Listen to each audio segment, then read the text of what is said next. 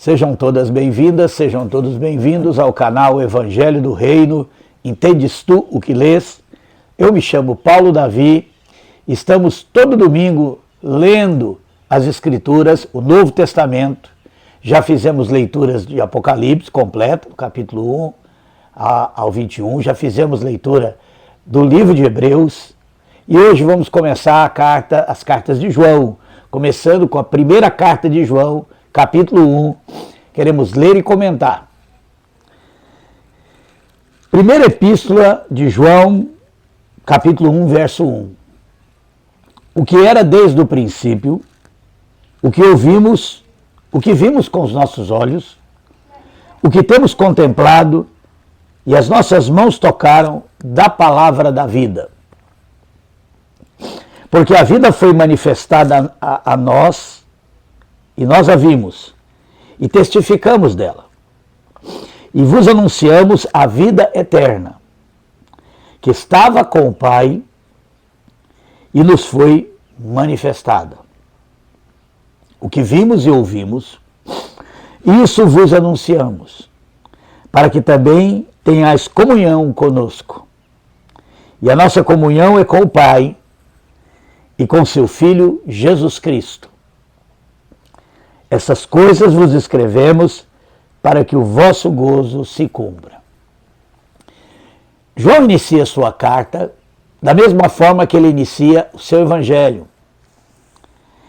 E para a gente entender melhor isso, seria interessante a gente ler o evangelho de João, o início do capítulo 1. Olha o que diz. No princípio era o Verbo, e o Verbo estava com Deus, e o Verbo era Deus. Ele estava no princípio com Deus, todas as coisas foram feitas por ele, e sem ele nada do que foi feito se fez. Nele estava a vida, e a vida era a luz dos homens. E a luz resplandece nas trevas, e as trevas não a compreenderam. Esses 5 versículos iniciais do Evangelho de João é justamente o que é tratado, explicado, comentado aqui na primeira carta de João. Então vamos tentar entender isso aqui. Bom, ele fala aqui o que era desde o princípio. O que ouvimos e vimos com os nossos olhos, o que temos contemplado e as nossas mãos tocaram da palavra da vida. O termo que aparece aqui no Evangelho de João, no princípio era o Verbo, é justamente isso que ele está falando. Esse verbo aqui é a palavra. Então João inicia o seu Evangelho dizendo que no princípio era a palavra. E que a palavra estava com Deus, porque é a palavra de Deus. E a palavra era Deus. Aqui na epístola, na primeira carta, no versículo 2, ele fala da origem da palavra de Deus. Como essa palavra de Deus se manifestou, como essa palavra de Deus surgiu, porque tanto no Evangelho como na carta, foi essa palavra que criou todas as coisas. Em vários lugares do Novo Testamento, é mencionado que Deus criou todas as coisas por intermédio da sua palavra. Olha o que diz no versículo 2 aqui da primeira carta. Porque a vida foi manifestada, e nós a vimos, e testificamos dela, e vos anunciamos a vida eterna, que estava com o Pai e nos foi manifestada. No Evangelho de João, em alguma parte, Jesus diz assim: saí do Pai, eu saí do Pai. E é por isso que o evangelista João diz que a palavra estava com Deus e a palavra era Deus. Era Deus porque saiu de Deus. Não é uma criação de Deus. Não é algo que Deus criou como toda a sua criação. Muito pelo contrário. A palavra não é criatura, a palavra é criadora. Mas antes da palavra se manifestar, ela estava no Pai. É muito claro no Novo Testamento que antes de Jesus se manifestar como a palavra no princípio, ele estava no Pai. Ele e o Pai eram o mesmo. Jesus disse isso no Evangelho de João também. Eu e o Pai somos um. Quem vê a mim, vê o Pai. O profeta Isaías chega a chamar Jesus de Deus forte e Pai da eternidade. Ele poderia ter chamado ele de Filho da eternidade, como muitos acreditam, né, num Filho eterno. Eles acreditam na eternidade do Filho como uma existência independente do Pai. E essa é uma crença que não tem fundamento nas Escrituras. Porque se ele é filho, ele tem que ter saído do Pai. E se ele saiu do Pai, ele existia no Pai antes de sair. Caso contrário, ele não é filho. A ideia de um filho eterno, como é esboçada, né, na forma, na doutrina da Trindade, aquela doutrina que foi construída a partir da filosofia daquele tempo, né, a partir daquilo que os cristãos no tempo do Constantino, né, conseguiam entender. Eles tentaram construir essa doutrina, esse dogma, né? Porque essa é uma característica, né, do cristianismo, a dogmatização, a construção de conceitos fechados e inquestionáveis. E criou-se, então, e é crido sem nenhum tipo de questionamento, muitas vezes, a ideia absurda de um filho eterno, essa ideia de que Deus é um Deus só, em três pessoas, né, que coexiste eternamente, e a sua unidade está na sua substância, mas não tem fundamento para tal ideia no Novo Testamento. E é isso que João está explicando aqui. João está falando que a vida eterna, a palavra de Deus, ela estava com o Pai. Jesus disse, eu vim do Pai. E aqui, nessa carta, diz claramente, né, a mesma coisa que nós encontramos no Evangelho de João. Né, que essa palavra, que estava com o Pai, nos foi manifestada. Nós sabemos que Jesus, num certo sentido, tem dois nascimentos. Ele nasce quando sai do Pai, no princípio como a palavra de Deus, para criar todas as coisas.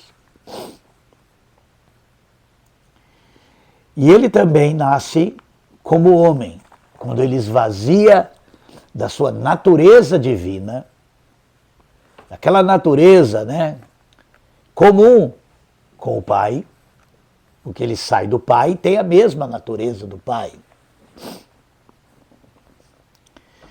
Em certo lugar diz, tu és meu filho, eu hoje te gerei.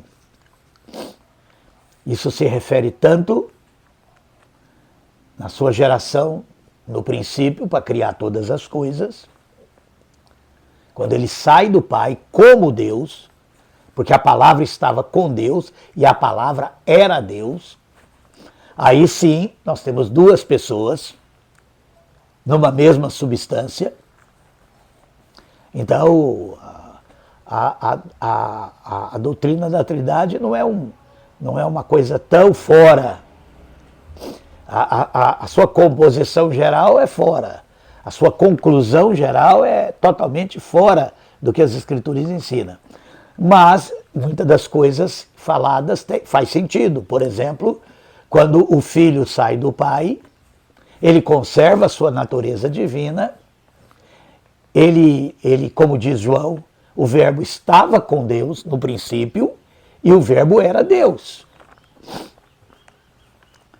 Mas nós sabemos também que quando ele veio ao mundo, como diz lá em Filipenses, Paulo ensina lá em Filipenses, ele se esvazia dessa natureza divina e torna-se homem. Esse é um outro ponto também muito mal compreendido. Aquela ideia de que Jesus conservava as duas naturezas quando veio ao mundo não faz sentido, nem tem fundamento bíblico. E aí alguém pode dizer, mas então como é que ele operava aqueles milagres? Porque o Espírito de Deus estava nele. Era o Pai que estava nele que operava aqueles milagres. Ele falou isso muitas vezes, né? Que ele nada podia fazer se o Pai não mostrasse para ele. Então, quando Jesus curava e operava milagres, ele fazia isso pelo poder de Deus que estava nele. Porque ele havia se esvaziado. A encarnação não é um Deus assumindo mais uma natureza. Há um preço que foi pago por Cristo. Há um preço que foi pago por Deus. Né? Porque para ele vir ao mundo e cumprir a vontade de Deus, ele teria que fazer isso como homem. Então ele precisaria se tornar realmente um homem.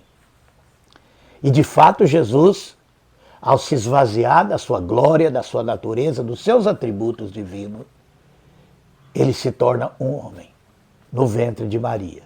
Nasce como homem, cresce como homem. A diferença é que ele estava em plena comunhão com Deus.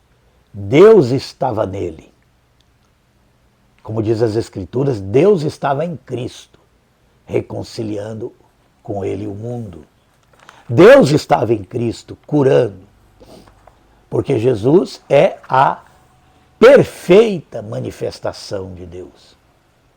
Ele é a exata manifestação de Deus. Deus, ao se humanizar, ele se revela plenamente. Isso é o que as Escrituras ensinam.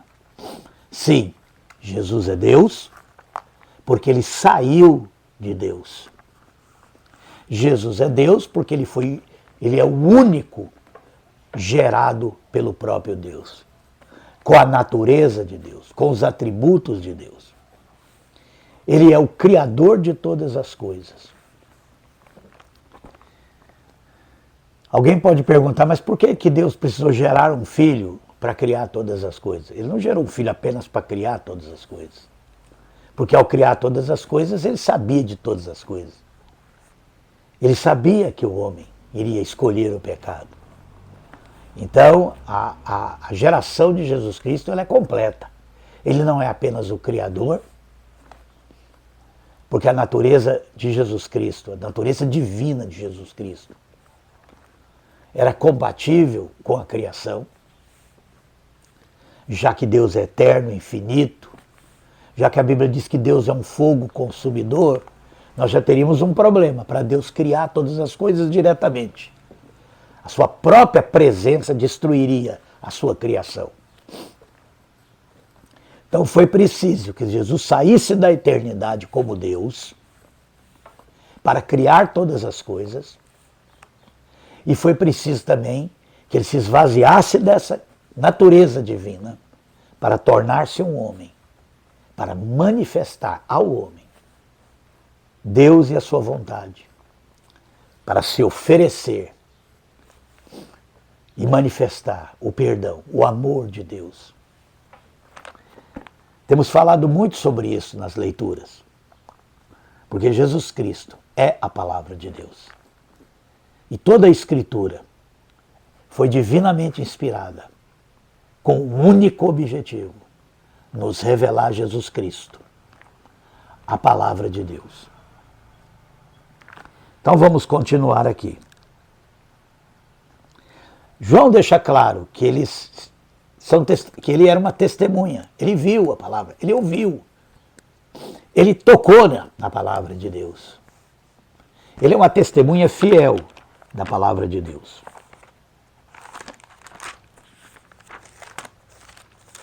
Vamos continuar aqui. Verso 5.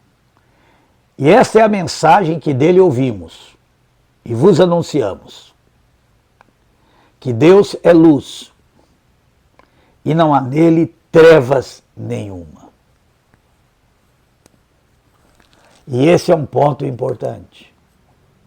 Por quê? Porque o entendimento que o homem do Velho Testamento tem é um entendimento obscuro. Era incompreensível Deus. Tanto é que quando Moisés pediu no Velho Testamento para ver a face de Deus, Deus foi claro com ele, que ele não poderia ver a face dele. E há uma passagem que mostra, né, que Deus cobre a Moisés, ele passa a sua presença, e o texto diz que Moisés viu Deus de costa, porque ele não poderia contemplar a face de Deus. Aquilo ali tem uma revelação muito profunda. Isso aquilo ali mostra claro que o conhecimento de Deus no Velho Testamento era um conhecimento limitado. Há muitas coisas obscuras que nós poderíamos afirmar, e para muita gente isso é difícil de entender, porque muitas vezes as pessoas, quando leem o Novo Testamento e leem o Velho Testamento, acham que é dois deuses diferentes. O Deus do Novo Testamento é amoroso, misericordioso, perdoador, salvador, acolhedor. E parece que o Deus do Velho Testamento é um Deus de guerra, um Deus irado, um Deus duro, né? Um Deus exigente.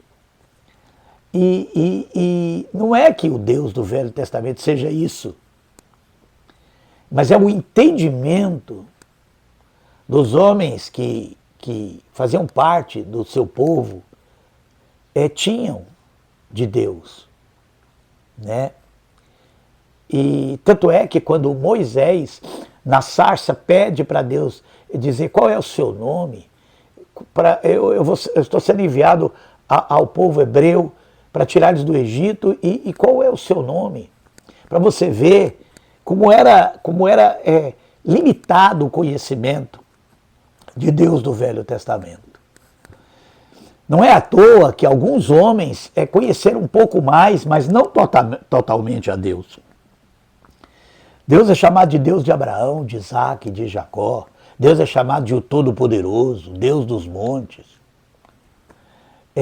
Aqueles atributos que os homens enxergavam em Deus, eles davam a Deus esse nome, né? Há muitos nomes pelo qual Deus é conhecido no Velho Testamento. Isso mostra o quão era opaco o conhecimento de Deus, né? Quando Moisés pergunta para Deus qual é o seu nome, o que ele diz? Eu sou o que sou. Por que me perguntas pelo meu nome? Eu sou o que sou. Ele não se revela no Velho Testamento por causa da dureza do coração dos homens. E é por isso que a gente tem essa ideia, né? Então muitas coisas que nós dizemos, Deus mandou, Deus fez, não. Os homens entenderam que era isso que Deus queria. Os homens entenderam dessa forma. Então essa é uma limitação do conhecimento de Deus no Velho Testamento. Mas aqui, João diz, e essa é a mensagem que dele ouvimos e anunciamos, que Deus é luz e não há nele treva nenhuma. É por isso que lá no Evangelho, João,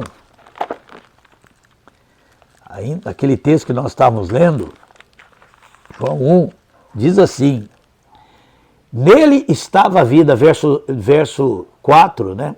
Nele estava a vida e a vida era a luz dos homens. A vida era a luz dos homens. Essa vida eterna que foi manifesta por Jesus Cristo, que foi dada aos que nele creem, que foi dada aos que têm o seu Espírito. Isso não havia no Velho Testamento. Ainda que os homens procuravam, que acreditavam em Deus, ainda que os homens tentavam fazer a sua vontade na limitação do seu conhecimento, eles não tinham a vida de Deus. Porque essa vida ainda não tinha sido manifestada. E se eles não tinham a vida de Deus, eles não tinham um relacionamento com Deus, pessoal. Então eles não poderiam compreender a Deus. E é aí que está muitas coisas que nos parece estranho ao ler o Velho Testamento. Então vamos continuar. Agora, a partir do verso 6, ele vai falar um pouco sobre o pecado. Sobre esse mesmo pecado que impedia os homens de conhecer a Deus, que separava os homens de Deus. Olha o que ele diz aqui. Verso 6, se dissermos que temos comunhão com Ele e andarmos em trevas, mentimos e não praticamos a verdade. Mas se andarmos na luz, como Ele na luz está, temos comunhão uns com os outros. Aqui João começa a construir aquilo que ele entendeu do ensinamento de Jesus Cristo sobre o pecado. O pecado não só nos separa de Deus, nos separa da vida de Deus, nos separa da luz de Deus, porque quem está em pecado não tem luz, não tem vida, mas o pecado quebra a nossa comunhão com o nosso próximo, que é aquilo que concretamente no chão da vida nós experimentamos. Essa separação entre nós e o nosso próximo é a manifestação desse pecado. E essa separação entre nós e os demais seres humanos e as demais criaturas tem a ver com o nosso afastamento de Deus. Por isso que ele faz essa associação aqui. Se dissermos que temos comunhão com Ele e andarmos em trevas, mentimos e não praticamos a verdade. Mas se andarmos na luz, como Ele na luz está, temos comunhão uns com os outros e o sangue de Jesus Cristo, seu Filho, nos purifica de todo o pecado.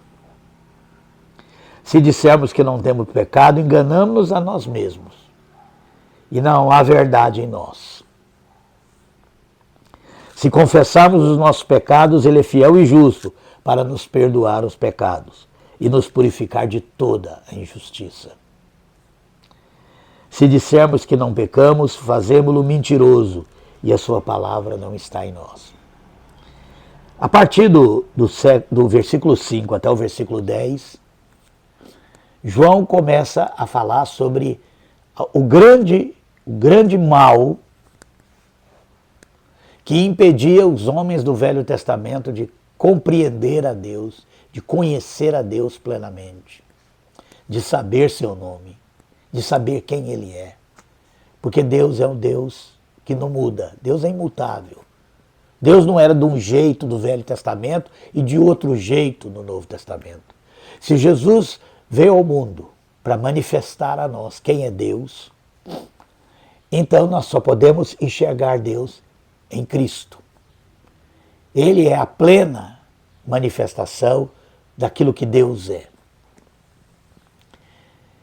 E quando olhamos o Velho Testamento e vemos as coisas que as Escrituras atribuem a Deus, feitos, ações, nós podemos ficar meio confuso.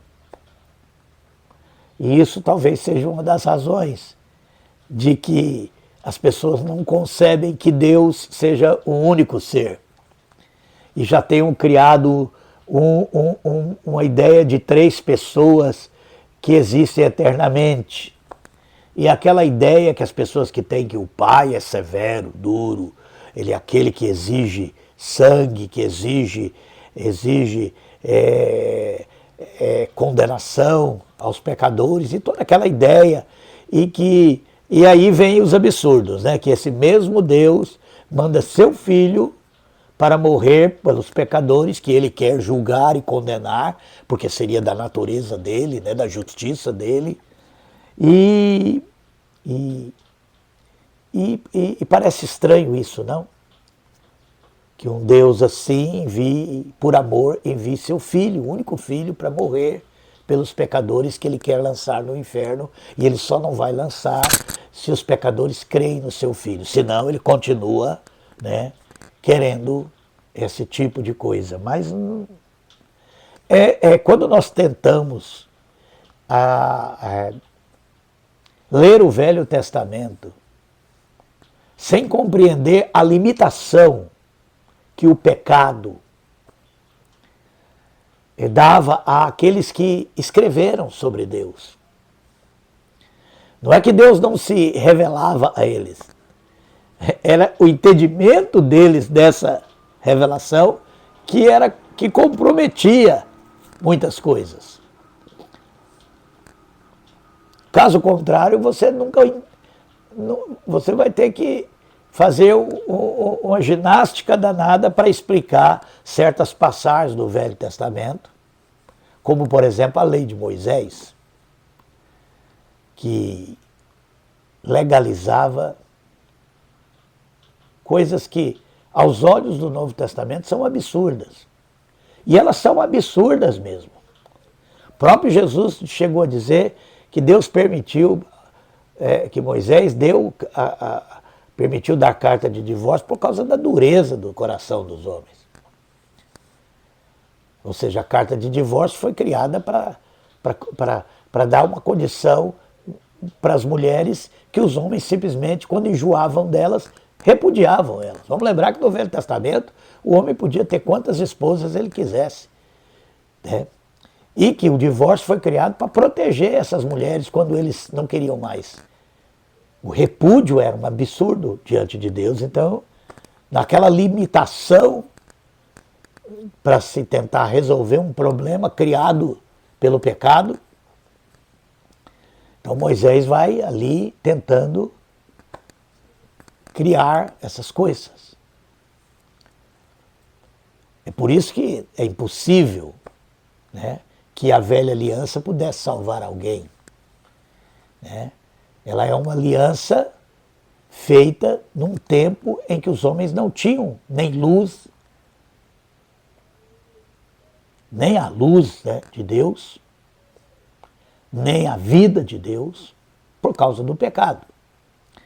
Mas temos falado muito sobre isso em outros comentários. Se você não souber essa diferença entre o Novo Testamento e o Velho, fica complicado para a gente compreender as Escrituras, porque muitos têm tentado ler ler os testamentos sem contextualizar essa realidade espiritual, essa limitação, e querem ainda aplicar coisas do Velho Testamento. Ou pior, leem o Novo Testamento com um coração do Velho Testamento. E vem aí legalismos e todo tipo de heresia, chamada de ortodoxia, né? Que a pior heresia é aquela que é chamada de ortodoxia. Não há outra revelação de Deus que não seja Jesus Cristo. E é por isso que João trata aqui do pecado. E ele fala, olha, mas se andarmos na luz como ele está na luz, temos comunhão uns com os outros. Se andarmos na luz como ele está na luz, porque não há trevas em Deus. Havia trevas em muitos homens que eram servos de Deus. E muitas vezes existe em nós também. Você ainda tem essa questão que eu preciso mencionar hoje. Não só havia trevas naqueles que foram usados no Velho Testamento para falar, para trazer a revelação de Deus, então há uma limitação em quem escreve, limitação humana, mas até hoje há uma limitação em nós que lemos as Escrituras. Porque nem sempre conseguimos andar o tempo todo na luz. Muitas vezes, né, acontece o que ele diz aqui, ó.